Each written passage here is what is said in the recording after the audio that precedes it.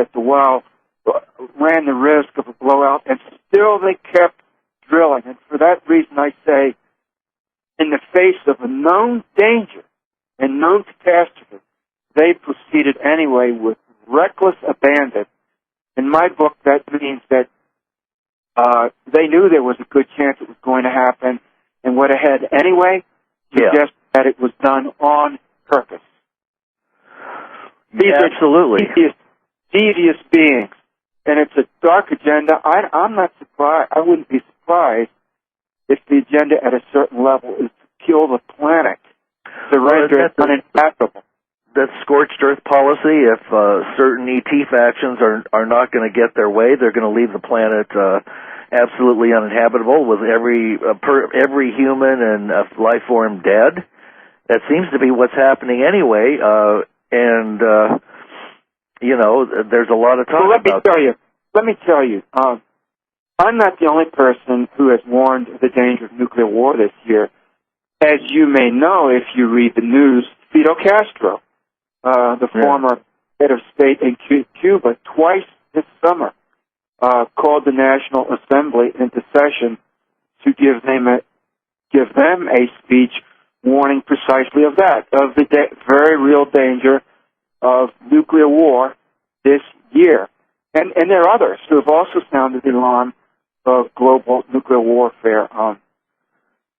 And then it was interesting that Ahmadinejad, I think I boggled that one, was talking openly, as many Europeans and Middle Easterners do, outside of our country where we're controlled and don't get information, that 911 was an inside job. Well, of course it was.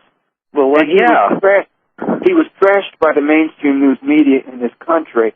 However, he's right. There's a lot of evidence to suggest that it was an inside job.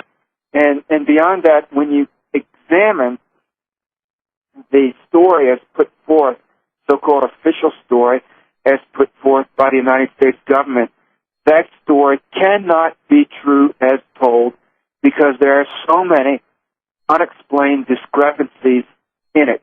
So whatever the truth about what happened on 9/11 is, it cannot be the official story as put forth publicly by the United States government. So Ahmadinejad is right. The story that the United States government has told is fishy, should not be believed, and should be questioned by any thinking person. I'm certainly questioning it, and deeply. So there's again a case where the president of Iran was demonized by the American news media, but at least on that score, he's more truthful than the president of the United States. Say, listen, Richard, I know that I'm with you on atomic nuclear weapons. Every one of them should be completely broken down and dismantled. However, have you noticed the last few days there's been a lot of internet chatter about the various interviews? It was some kind of conference. It might have been Dr. Stephen Greer's conference that was made some months or years ago, in which major generals and admirals and people who are now retired testified that at the silos and the sites where these nuclear weapons are located, they saw ET ships or lights, and that in many instances the base was shut down and they were rendered inoperative. The nuclear missiles were deactivated, at least. Yes. Yeah. Well, that's true, and that was actually a press conference at the National Press Club in Washington, D.C. about 1 or 2 weeks ago. Oh, and okay. That was organized by Robert Salas and I think another gentleman named Robert Hastings, something like that. Okay. They are UFO activists. And there were several former military officers and military personnel who testified publicly to what they saw and experienced. And it's clear that some, and maybe many, of these so-called alien or ET groups, or whoever they are, right, that are flying the UFOs, are alarmed at the prospect of nuclear war, and they have time and again come to military installations where nuclear missiles or other nuclear weapons were either stored or actively deployed for being used or fired, potentially. And they have surveilled these weapons in these sites, and on multiple occasions they have actually shut down the missiles or rendered the warheads inoperable.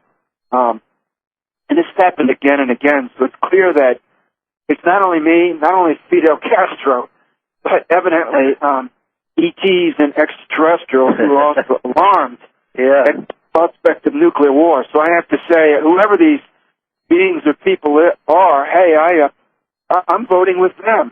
And me too. Yeah. Me too.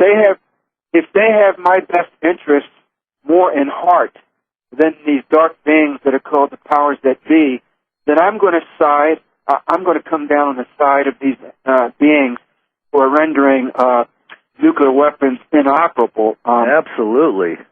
You know, they're horrific, and they really can't be used. People who imagine that we can somehow have a shooting nuclear war and we'll come through it okay, they have no concept of what kind of hell it would be. Absolutely. I mean, it really would be the end of life, and maybe not the end of all life, but people with two heads and one arm, and you've seen the babies that come out from the sites that we've been testing limited nuclear dirty bombs over in those other countries. Fire depleted uranium ammunition. Yes, we're doing that all the time. Yes, and using the horrific birth defects. Yeah, my! I can't even hardly look at those pictures. They're just heart-rending. Oh, it makes This again comes down to karma. Listen, the people of this country send their sons and daughters into the military. Our children go to other countries and fire those depleted uranium munitions at other people on the other side of the planet. And that radioactivity gets in the air and the water and the soil. And it causes just horrific, gut-wrenching birth defects and just hideous, grotesque deformities in the babies that are being born over there. That bad, evil karma is on our heads because we send our children to do that to others. We pay our money to the government that uses our money to do that. We salute the flag and we say the Pledge of Allegiance to the flag that waves over the tanks that fire those weapons. That bad, evil, satanic karma is on our heads, and we better wake the F up, if you pardon my French. I'm sick of it. I'm sick of it. And let me tell you something about karma. It's a boomerang. And when we fling those karmic boomerangs, and we've been flinging them for decades now, they always come back. Always come back. If you send out good karma, guess what? It's going to come back to you. If you send out bad karma, guess what? It's going to come back to you and land on your head like a bag of radioactive hammers. Yeah. So if we are sowing radioactive poison on the other side of the planet, guess what? Figure it out, Lance. Well, it's all going to come back to us because everything is interconnected, and we are them and they are us, and you can't separate out one person as what we do to somebody else we're doing to ourselves, and ultimately we're all going to feel the effects of it, and we'll all remember what people in the United States said after World War II about the Germans. Hey, your government during the Third Reich committed all these crimes. Don't you tell us you had nothing to do with it. Right. Your children were fighting in the army that did this.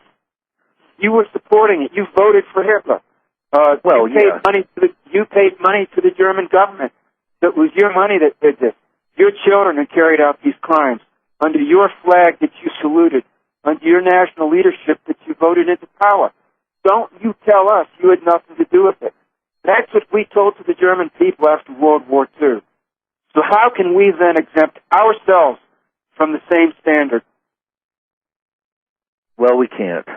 So what do you see as a positive way that the individual can learn how to integrate this information, and what can we ourselves do, and what is a wise course of action?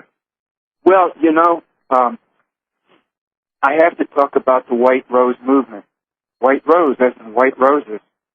I acted when I went to North Dakota as part of the White Rose movement, which is a decentralized, and decentralized means there's no central headquarters anywhere. There's no individual or organization that's in charge of the White Rose movement. It's, each one reach one.